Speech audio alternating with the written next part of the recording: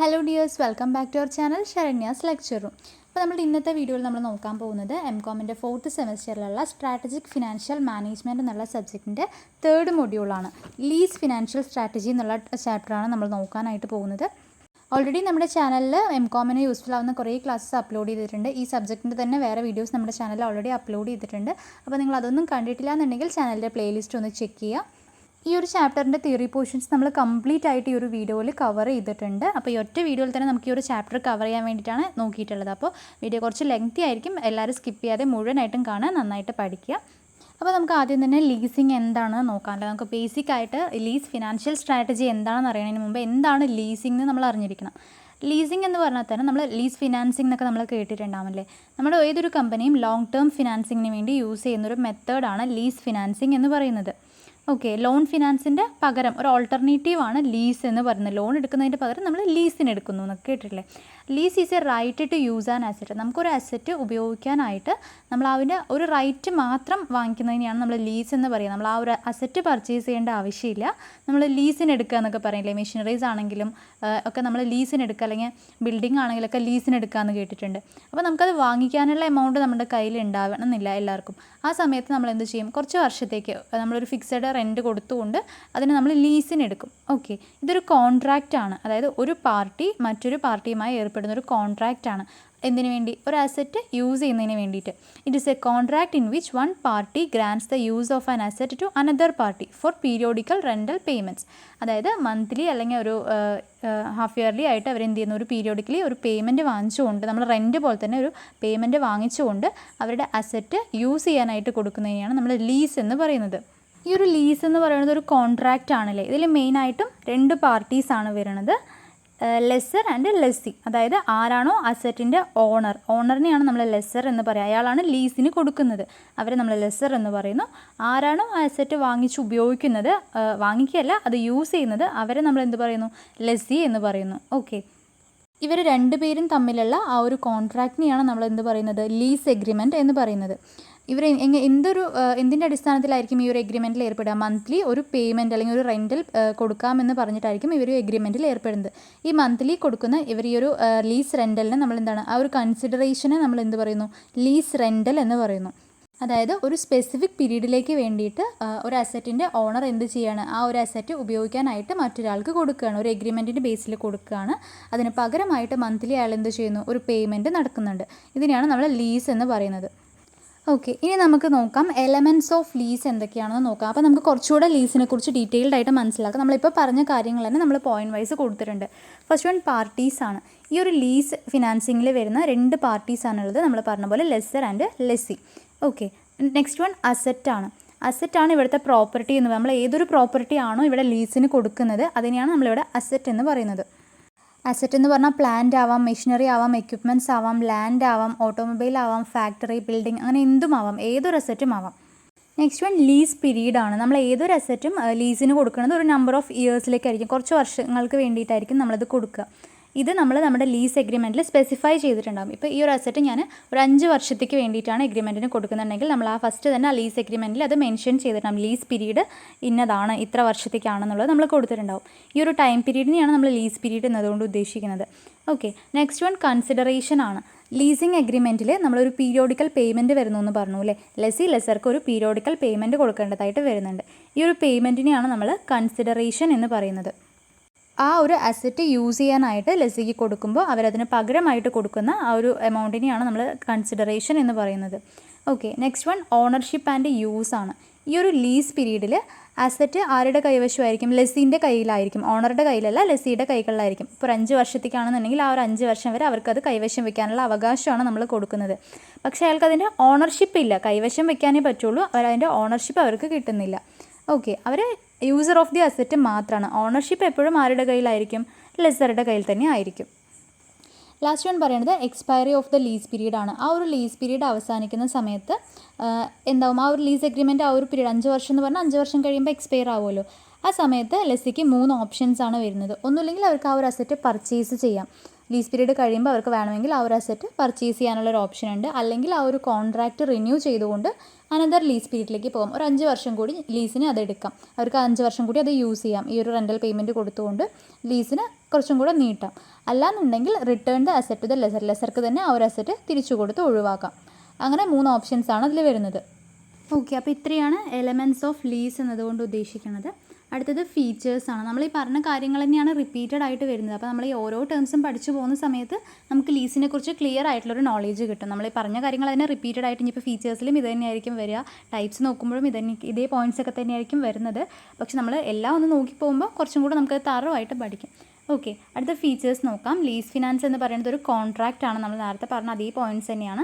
The lease contract specify the period of contract. ആ ഒരു കോൺട്രാക്റ്റിൽ ആ ഒരു കോൺട്രാക്റ്റിൻ്റെ പീരീഡ് മെൻഷൻ ചെയ്തിട്ടുണ്ടായിരിക്കും.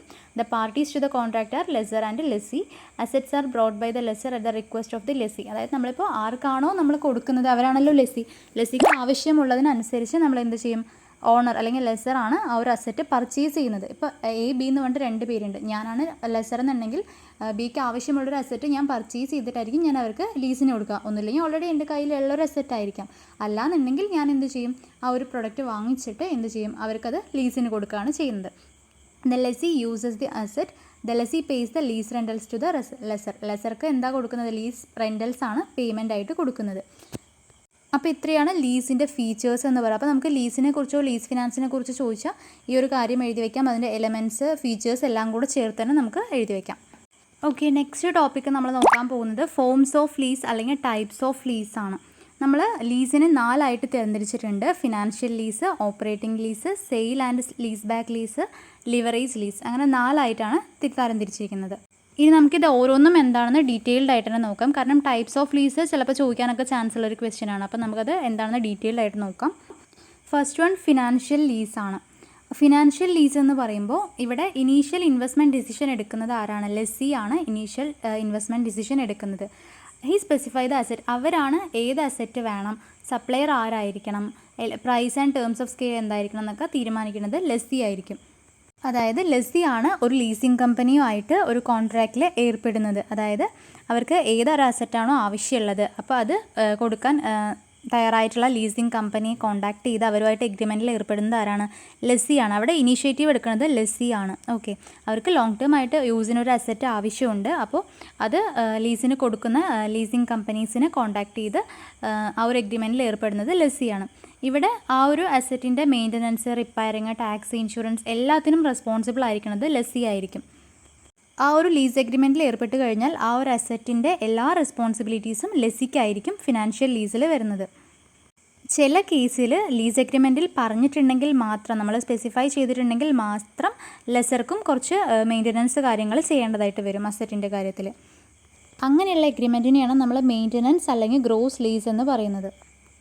സാധാരണ ഈ ഒരു ലീസ് പീരീഡ് കഴിയുന്ന സമയത്ത് ലെസ്സി ആ ഒരു അസറ്റ് പർച്ചേസ് ചെയ്യുകയാണ് ചെയ്യാറുള്ളത്. ഒരു അഗ്രീഡ് പ്രൈസിൽ ആ ഒരു അസറ്റ് പർച്ചേസ് ചെയ്യുകയാണ് ചെയ്യാറുള്ളത്.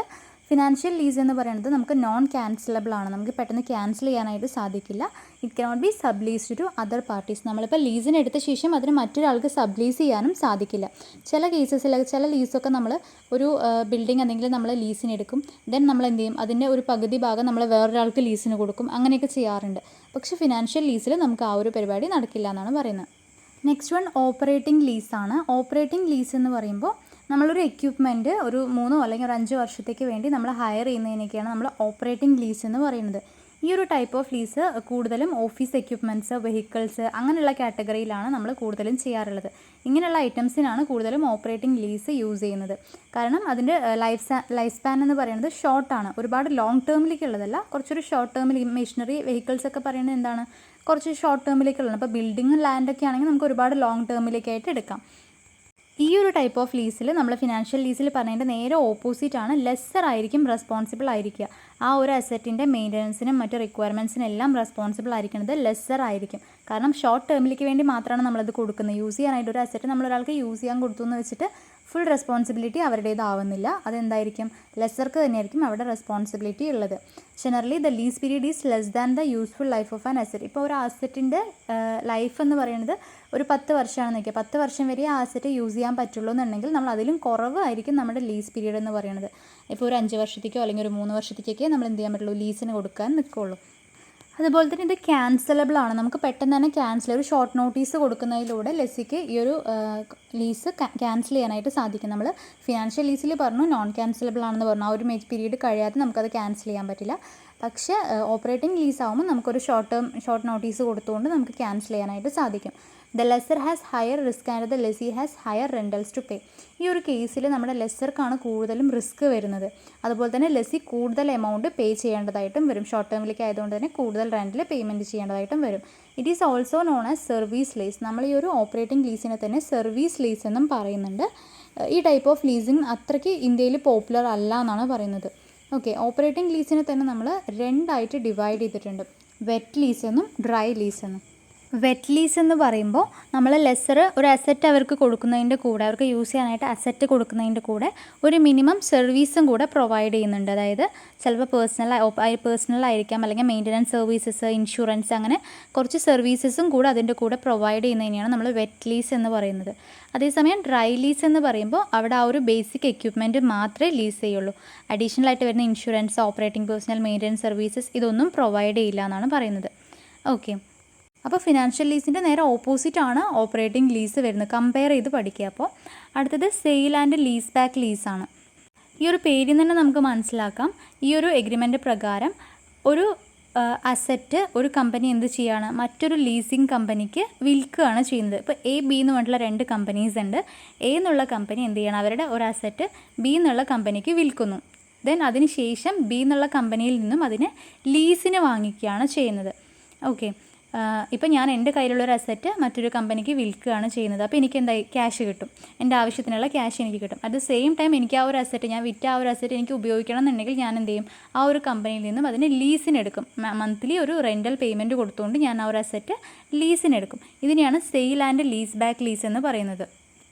ഇതുകൊണ്ട് 2 ബെനിഫിറ്റ്സ് ഉണ്ട്. ഒന്ന്, നമുക്ക് ആ ഒരു അസറ്റ് വിൽക്കുന്നതിലൂടെ നമുക്ക് കുറച്ച് ക്യാഷ് കിട്ടും. അത് നമുക്ക് ഇൻവെസ്റ്റ്മെൻറ്റിന് വേണ്ടിയിട്ട് യൂസ് ചെയ്യാം.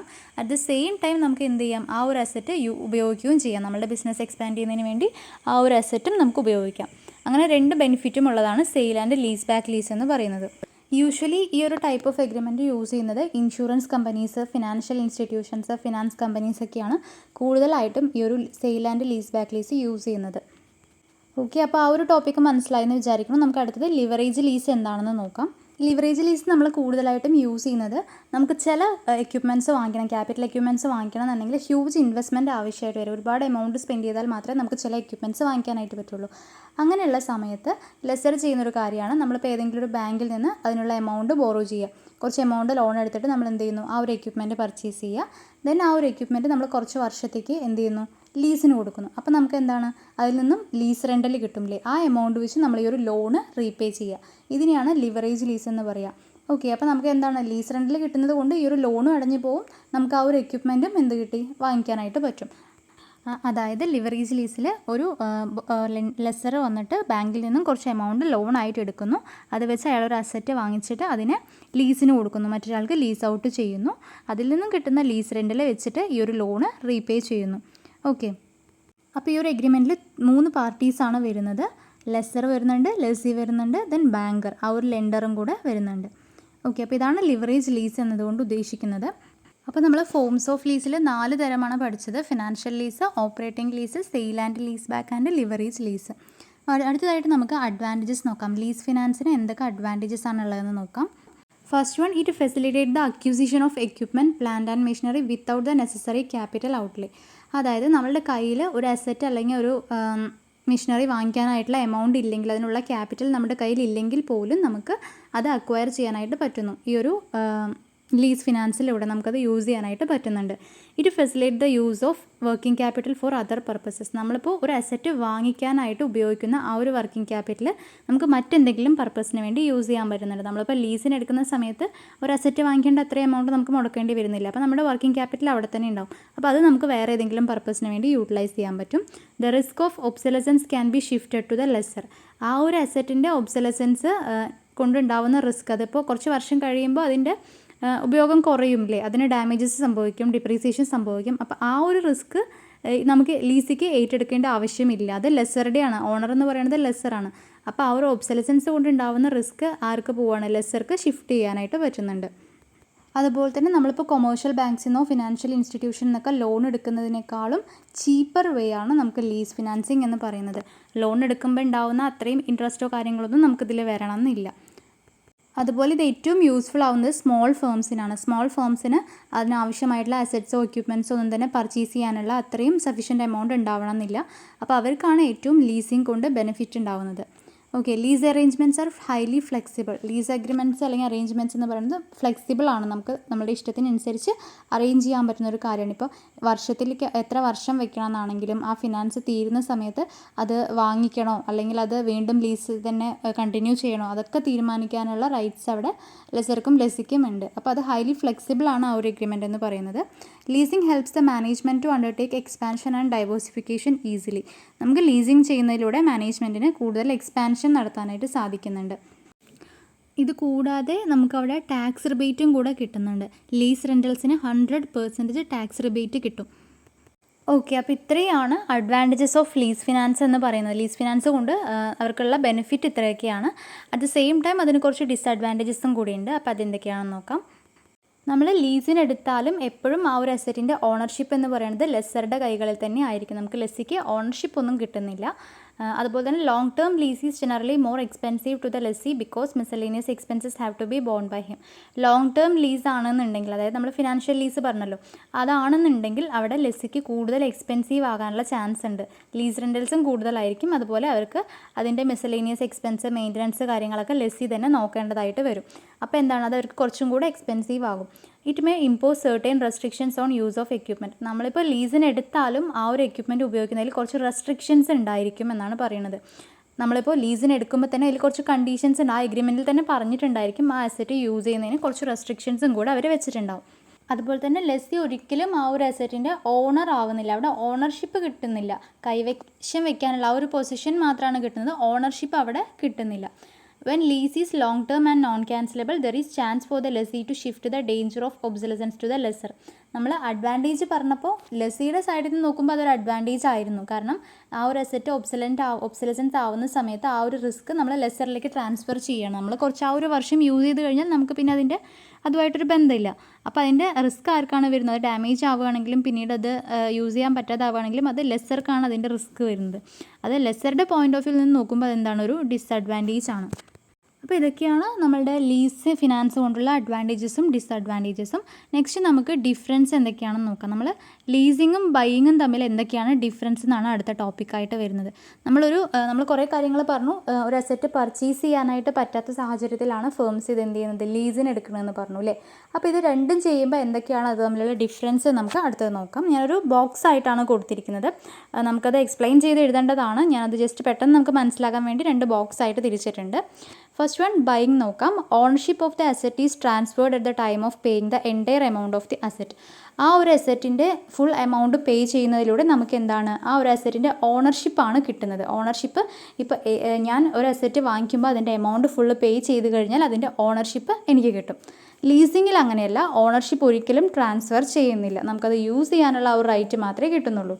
ഓക്കെ, നമ്മളൊരു അസറ്റ് വാങ്ങിക്കുമ്പോൾ ആ ഒരു ഓണർക്ക് ആ ഒരു അസറ്റ് ഉപയോഗിക്കാനായിട്ട് കിട്ടുകയാണല്ലേ.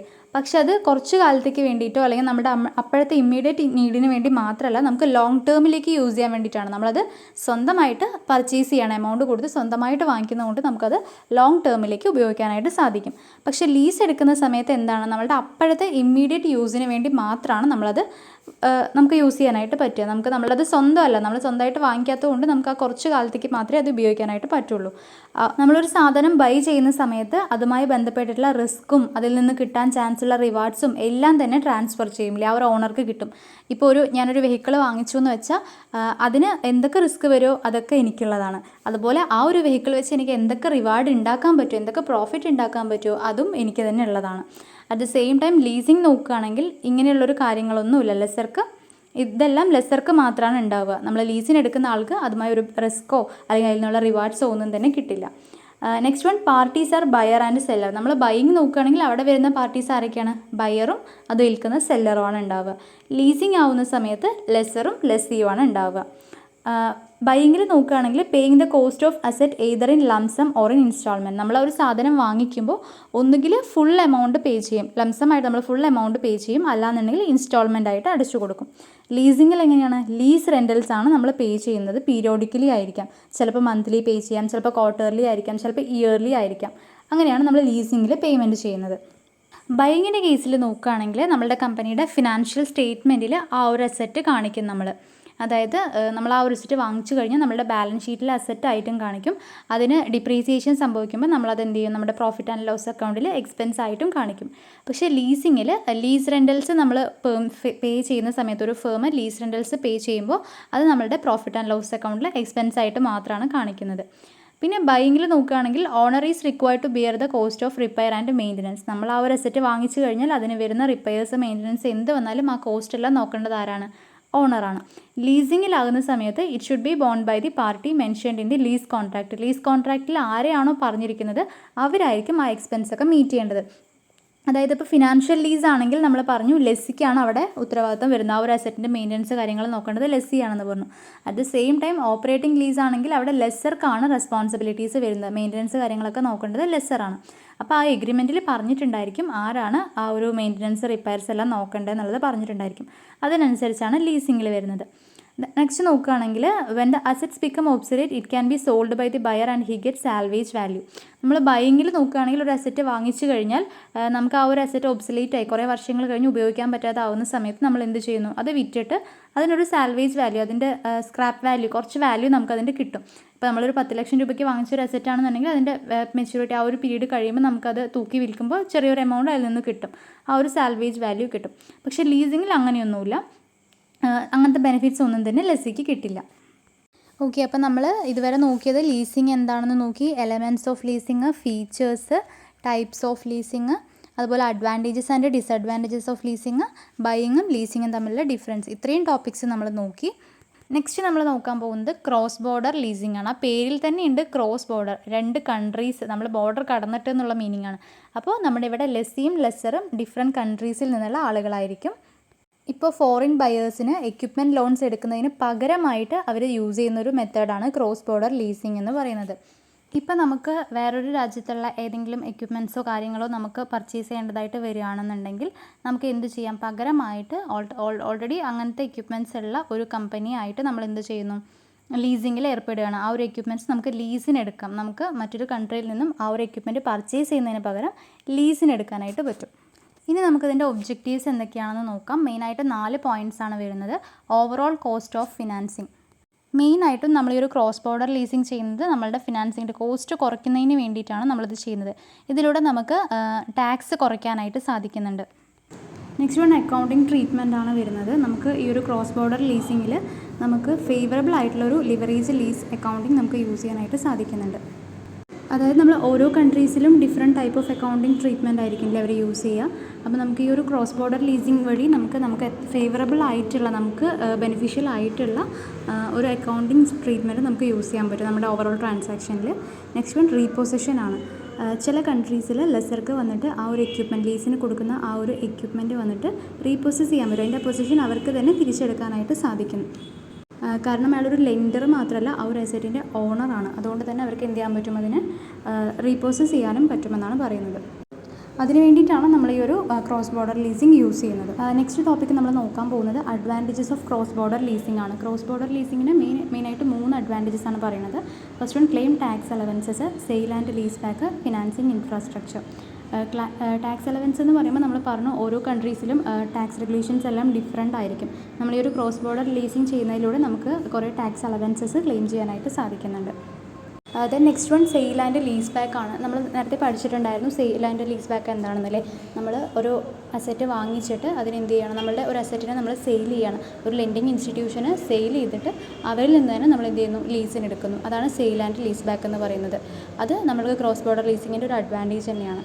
Then financing infrastructure. നമ്മൾ മെയിനായിട്ടും ക്രോസ് ബോർഡർ ലീസിങ് ചെയ്യുന്നത് ഇൻഫ്രാസ്ട്രക്ചറൽ ആവശ്യങ്ങൾക്ക് വേണ്ടിയിട്ടാണ്.